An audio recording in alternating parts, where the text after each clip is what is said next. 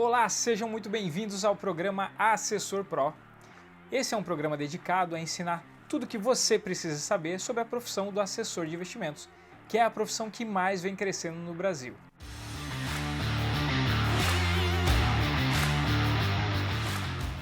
O meu nome é André Finger e hoje a gente vai falar para você quais são os 4 passos necessários para que você se torne um assessor de investimento. É muito importante que você tenha assistido os outros vídeos ensinando um pouco sobre a profissão, sobre como o assessor ganha dinheiro, qual é a diferença entre o bancário e o assessor. Caso você não assistiu, eu vou deixar os links aqui embaixo. Assiste, que é muito interessante que você entenda o contexto total dessa profissão. E se você está gostando do meu conteúdo, eu ficaria muito agradecido se você desse um like nesse vídeo e se inscrevesse no meu canal e nos seguisse nas redes sociais. Toda semana eu vou estar produzindo aqui um conteúdo para que você consiga se tornar um assessor de investimento e tenha sucesso na tua carreira. Então vamos lá, pessoal. Eu vou compartilhar uma tela aqui com vocês, porque hoje eu vou ensinar a vocês quais são os passos necessários para que você se torne um assessor de investimento. E por que é importante a gente ter essa ambientação que eu vou ensinar para vocês? Acho que, antes de tudo, né, eu quero deixar muito transparecido que o assessor de investimento, ele é um profissional que ele representa, em muitas vezes, o patrimônio de uma família. E por que eu estou falando especificamente isso, tá? Porque ah, muitas vezes as famílias, o pouco ou o muito de recurso que uma família conseguiu acumular, ela vai destinar para a mão de um profissional, um assessor de investimento, para que ele cuide e oriente melhor essa família sobre seus investimentos. Então, esse profissional, ele tem que, ele tem que executar uma conduta de ética muito elevada, pelo fato de que justamente você representa patrimônio de famílias. Então, quando uma pessoa, um cliente chega para conversar com você, ele quer ver em você, não a pessoa que conhece profundamente de tudo, mas ele quer ver uma pessoa íntegra, uma pessoa ética, uma pessoa que entende do que está falando, tá? Então, isso é um ponto muito importante, antes de eu começar a trazer aqui, porque as pessoas vão te ver na rua, vão te ver no restaurante, vão te encontrar num churrasco, numa festa, e eles vão falar, pô, aquele cara ali é o meu assessor de investimento, é o cara que cuida do dinheiro da minha família. Então, eu estou passando essa mensagem aqui para que vocês entendam qual que é a imagem que vocês têm que passar ou que vocês querem passar como um profissional, tá?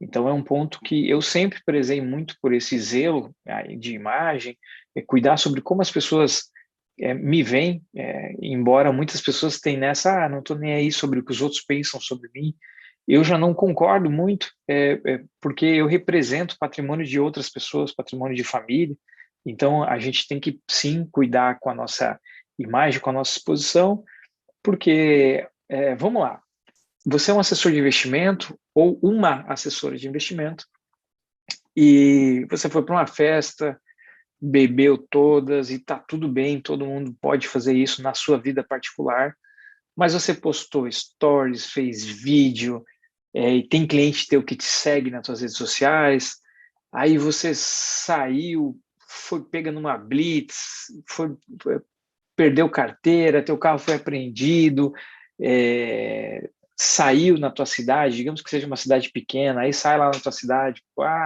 a fulana de tal é apreendida por estar dirigindo embriagado, etc. Qual é a imagem que você está passando para possíveis clientes ou para famílias, que você atende? Então, infelizmente ou felizmente, né, a nossa carreira ela é uma carreira que ela precisa sim de solidez, de histórico pessoal e profissional de longo prazo, né? Então, eu só quis trazer isso porque eu acho que é muito importante você entender esse contexto, tá?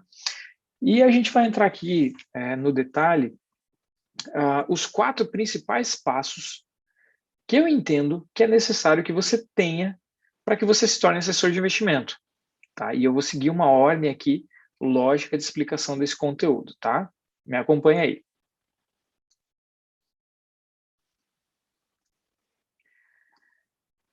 Então, eu utilizo bastante esse mapa mental aqui. Enfim, para minha cabeça funciona melhor. Mas acho que o primeiro, principal passo de uma pessoa para se tornar um assessor de investimento é entender de forma geral o organograma do mercado financeiro. Tá? Se acostumem com as siglas, tá? Eu vou usar cada vez mais siglas. O que é o AAI? O AAI é o nome técnico do assessor de investimento, que na regulamentação esse profissional se chama agente autônomo de investimento. Então é o AAI. Isso é uma nomenclatura mais antiga, né? A gente não fala agente autônomo de investimento no mercado, a gente fala assessor de investimentos, tá? Então, trazendo um pouco a explicação aqui sobre o organograma do mercado financeiro, é importante a gente entender o contexto macro, tá? Por que eu estou falando o macro? Você tem que entender o funcionamento do negócio, o funcionamento do sistema, eventualmente o entendimento depois, né, de taxa de juros, de movimentos de mercado. E por quê? A importância de você entender isso. Porque quando você vai sentar diante de um cliente, pense que esse cliente ele é um empresário, tá? Ele ou um empresário ou um profissional aí que é muito bem remunerado e ganha muito bem, por isso ele tem dinheiro para investir com você, né?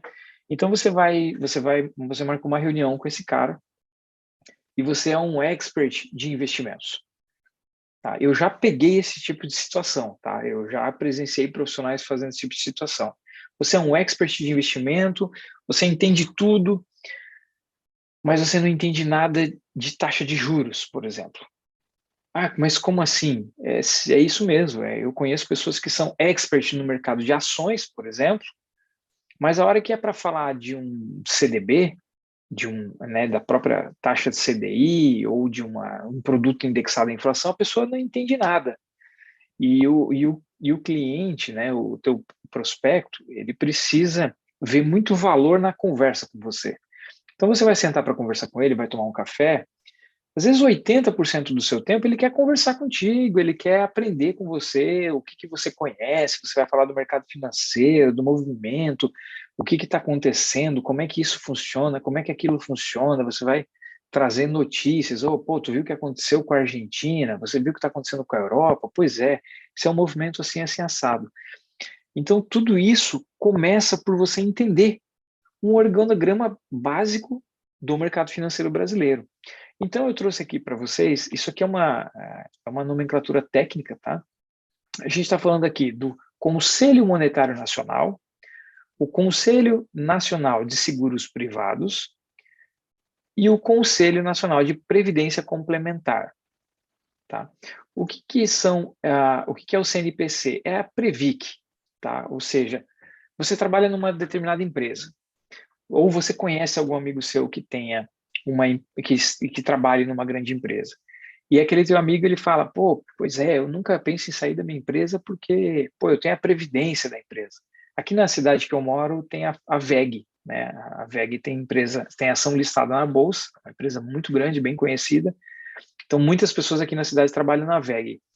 E muitos desses profissionais, ou praticamente todos, eles possuem a tal da previdência complementar, que a VEG contribui junto com ele numa previdência de aposentadoria para ele, né? Então, essa aposentadoria, essa previdência que ele possui dentro da VEG, ela é regida dentro desse sistema, sobre as normas da Previc, sobre as normas do CNPC e sobre as regras aplicadas à Previc. A Previc é o órgão supervisor disso. Então, acho que é importante só contextualizar. Já o CNSP, que é o Comitê Nacional de Seguros Privados, a gente está falando de seguradoras, corretoras. Você tem o seguro do teu carro, o seguro da tua casa, o seguro seguro de vida, ou até plano de saúde, todas as regras, regimentos e monitoramentos e regulamentações, eles circulam dentro desses órgãos, que é a SUSEP e o CNSP. Já o que mais nos impacta no dia a dia é o CMN, que é o Conselho Monetário Nacional. O CMN, ele é o órgão máximo, digamos assim, do mercado financeiro. É óbvio que esses dois órgãos aqui, ele também possui influência sobre o mercado financeiro, sobre o mercado econômico como um todo, mas o que a gente mais sente no dia a dia é o CMN. Por quê? Porque todas as instituições financeiras estão abaixo desse órgão. Então a gente começa aqui pelo Bacen. O Bacen nada mais é do que o Banco Central Brasileiro.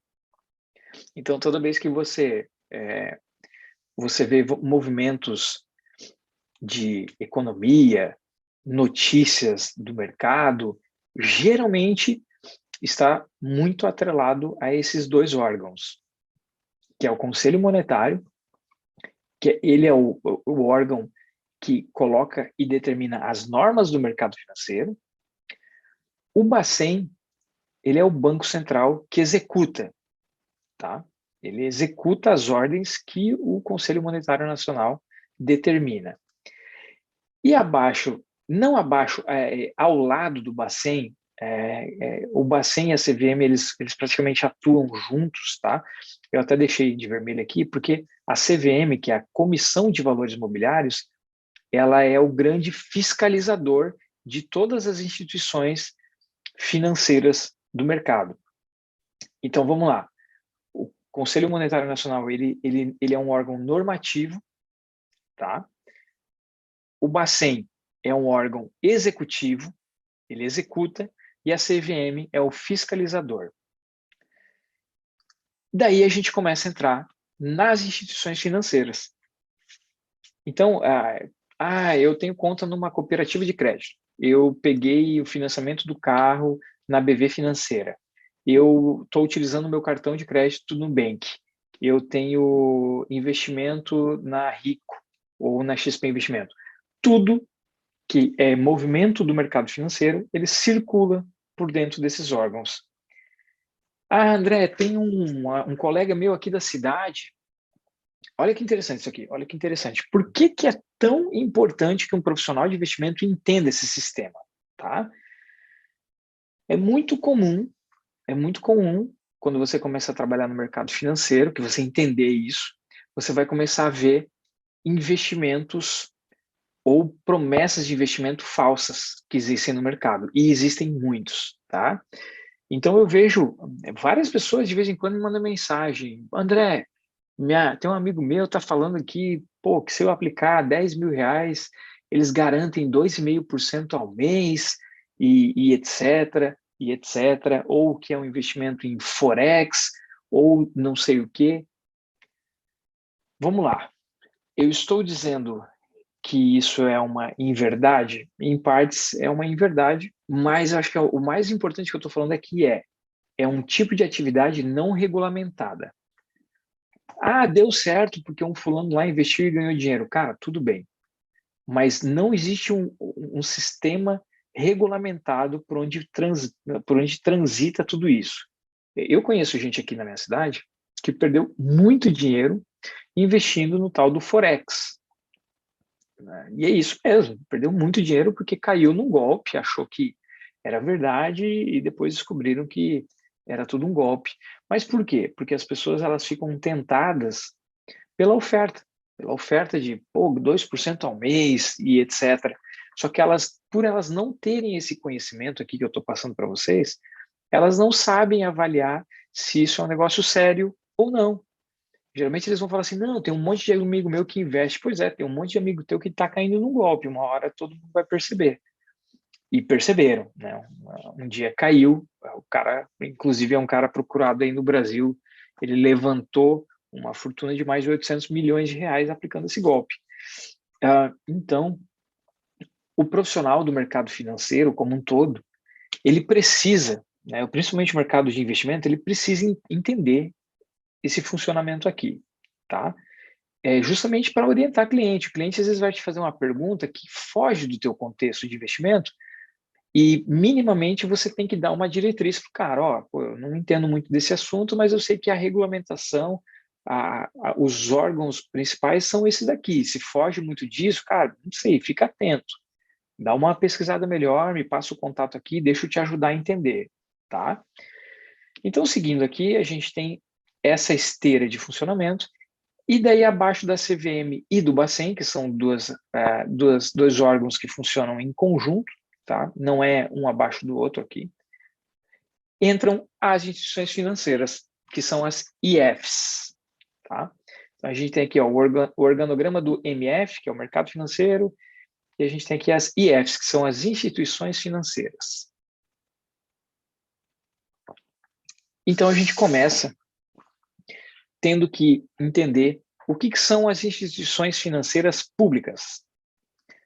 As públicas são as conhecidas, subsidiadas pelo governo, que o governo utiliza, estrategicamente ou não, para vários pontos do país, né? Por exemplo, a Caixa Econômica, ele é uma instituição utilizada pelo governo federal para fomentar o desenvolvimento habitacional do país, né? Então, a poupança, por isso a tal da poupança, é um negócio tão conhecido.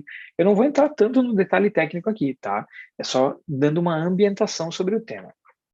O Banco do Brasil, que é uma instituição público-privada, ou seja, tem parte pública e uma parte do banco é de capital privado. Aí tem o BNDES, que é o Banco Nacional de Desenvolvimento, muito famoso aí por alguns problemas que tiveram no passado, né? E também por ter ajudado muita empresa, né? Muita empresa teve um grande crescimento fabril aí por ter utilizado produtos e serviços do BNDES. Aí tem os bancos comerciais estaduais, que a gente vê, antigamente aqui, eu sou de Santa Catarina, existia o tal do BESC, né? Então,